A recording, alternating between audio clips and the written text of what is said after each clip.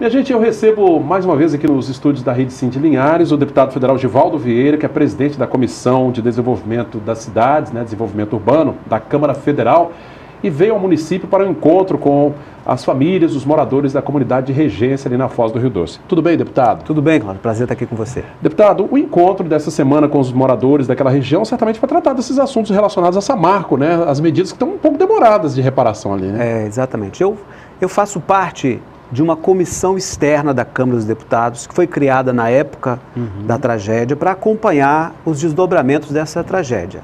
Esta comissão é composta por diversos deputados do Brasil inteiro e alguns aqui do Estado, e eu faço parte dela. Está acontecendo em Povoação, neste momento, o desfecho de um movimento feito pela Organização dos Pescadores em nível nacional, também apoiado pela Pastoral da Pesca da Igreja Católica, onde grupos de pessoas percorreram as várias cidades atingidas, ouvindo os moradores e os pescadores, e neste momento em Povoação fazem o último seminário desta escuta que está sendo feita aí ao longo da população atingida. Então, nessa primeira atividade, eu venho para acompanhar e também escutar pela comissão os reclames da população, que na maioria a gente já conhece, é a mesma coisa, é uma população desassistida. O apoio para a reparação dos prejuízos efetivamente não chegou de forma paliativa para uma parte, e a recuperação do rio nem se fala. Até então nada. Então é preciso continuar cobrando, e esse é o papel que tem que fazer.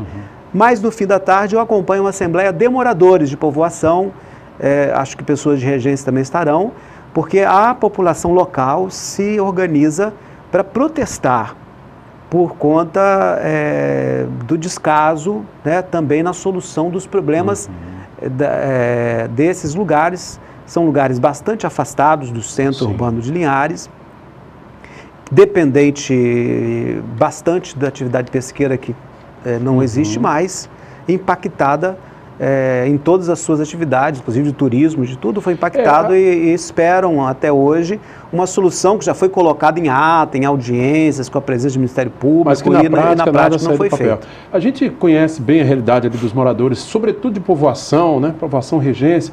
É uma população que muitos ali até dizem, olha, tiraram o pouco que a gente tinha, Regência ainda tem a parte do turismo, a Povoação vivia quase que exclusivamente da pesca, foi tirado isso, o turismo também muito prejudicado, e realmente até agora, de efetivo, nós não tivemos nada por parte da empresa. É um sofrimento grande dessa população, e o sofrimento de Povoação e Regência é o retrato das cidades ao todo longo do Rio Doce. Uma situação de abandono, pequenas medidas paliativas, feitas à parte dos atingidos, mas falta de informação, processos de cadastramento que demoram muito tempo para ter retorno, pessoas que tiveram suas vidas afetadas, seu lugar, e perderam a perspectiva. Muitas dessas pequenas povoações, dessas pequenas cidades, perderam completamente sua perspectiva diante do desastre ambiental que foi provocado pela própria empresa, porque deixou de cuidar desse risco que era a barragem ali de Mariana. Deputado, o senhor não considera que a movimentação dessas comunidades de maneira isolada, a gente vê muito assim, comunidade de Regência, Povoação, pessoal de Colatina, Baixo Guandu, aqui dentro do Espírito Santo, se houvesse uma união dessas comunidades como um todo, não teria a possibilidade de acelerar mais esse processo? Esse é o esforço que está sendo feito. Na primeira parte do dia, é um seminário que envolve pessoas de diversas cidades, que percorreram todo o Rio Doce ouvindo os atingidos. Mas na maioria são pessoas muito pobres, com muita dificuldade de locomoção, de criar a infraestrutura necessária para esses encontros regionais.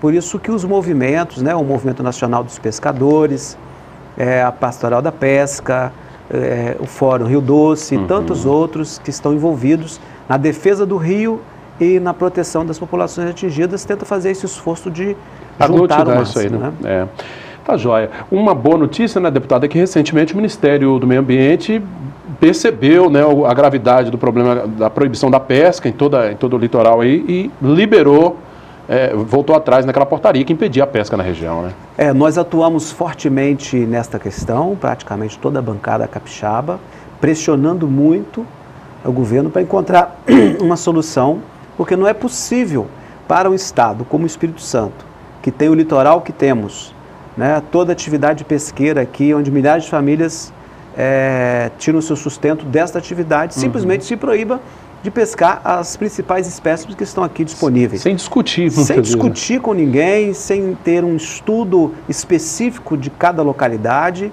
Então, esta atitude burocrática, feita dentro de 4 paredes, sem ouvir a comunidade, ela foi momentaneamente suspensa e nós esperamos que não retorne e nenhuma outra medida desse tipo retorne sem um diálogo, sem um estudo. E se uma medida desse tipo for tomada, é preciso ver o que vai ser feito para que a atividade da pesca se mantenha aqui no estado. Então, uma vitória importante para os pescadores que têm sofrido muito, né? Sem dúvida. Mudando um pouquinho de assunto, aproveitando a presença do deputado Givaldo Vieira. Deputado, como é que o senhor está acompanhando aí? Tivemos nesta semana a derrota do governo parcial no relatório, né, da reforma trabalhista lá na Comissão de Assuntos Sociais do Senado, né? O senhor considera que na CCJ também possa haver essa derrota e essa proposta não passar? Foi uma vitória, na verdade, eu considero. Aquela derrota do governo Temer na Comissão de Assuntos Sociais, eu considero que foi uma vitória popular dos trabalhadores. Porque acontece, Cláudio, é o seguinte, é claro que o Brasil precisa passar por reformas em diversas questões. Mas veja que nós estamos diante de um governo que não tem legitimidade do voto, não tem credibilidade junto à população, é mais de 90% a sua rejeição, está todo marcado por corrupção, na história, um dos poucos presidentes que está sendo investigado pela Polícia Federal no exercício do mandato, está por sofrer uma denúncia formal e passar a ser processado no Supremo, quer dizer, uma pessoa que não tem mais condição de governar, e neste momento estão tentando fazer, este governo sem legitimidade, mudanças profundas em questões sensíveis à população, como direitos trabalhistas, direitos da aposentadoria, né? Então, estas reformas não cabem agora. Os empresários dizem que é importante ter reforma, é importante encontrar uma saída para a crise no Brasil. Então, eu espero que também caia na Comissão de Justiça e que não prospere no plenário, porque não é momento de discutir essas reformas e são medidas ruins, porque elas penalizam só o pequeno. Está mexendo em direitos de trabalhadores, querem mexer em direitos de aposentados, são pessoas pequenas. Não tem nenhuma proposta dessa colocando uma conta para o andar de cima pagar.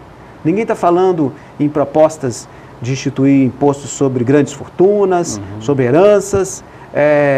Portanto, os muito ricos estão querendo cobrar uma fatura dos muito pobres e nós não devemos permitir que isso aconteça. Eu votei contra a reforma trabalhista, vou votar contra a reforma da Previdência, porque não são propostas que vão ajudar o Brasil, vão empobrecer mais o Brasil e atrapalhar o nosso país.